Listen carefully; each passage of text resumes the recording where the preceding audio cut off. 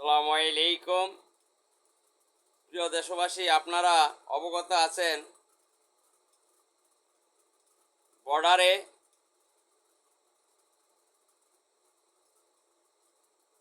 Indian BSF আমাদের বিজিবিকে হত্যা করেছে। এর তীব্র নিন্দা এবং প্রতিবাদ জানাই। বাংলাদেশ স্বাধীন সার্বভৌমত্ব একটি রাষ্ট্র। একটি স্বাধীন রাষ্ট্রের বর্ডারে নির্বিচারে গুলি চালাবে ওই ভারতের বিজিবি, এটা আমরা মেনে নিতে পারি না। আমাদের শরীরে রক্ত থাকতে আমরা যদি এটা মেনে নেই, আমরা কাপুরুষ। ভারত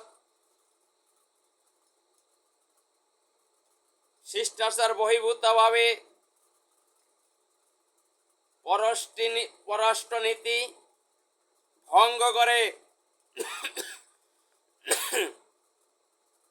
তারা আমাদের বিজিবিকে হত্যা করেছে। তারা হরহামেশাই আন্তর্জাতিক আইন লঙ্ঘন করে তারা এই হত্যাকাণ্ড চালায়। তারা ফেলানিকে হত্যা করে তারের সাথে ঝুলিয়ে রেখেছিল। তারা মাঝে মধ্যে এরকম হত্যাকাণ্ড ঘটায়। এটা মেনে নিতে পারি না। স্বাধীন দেশের জনগণ হিসেবে ভারত আমাদের প্রতিবেশী, তারা আমাদের সাথে প্রতিবেশী সুলভ আচরণ করবে, কিন্তু তা না করে তারা উগ্রবাদী আচরণ করছে। আমাদেরকে ভারতের এই উগ্রবাদী আচরণের জবাব দিতে হবে এবং আমাদেরকে প্রস্তুত থাকতে হবে।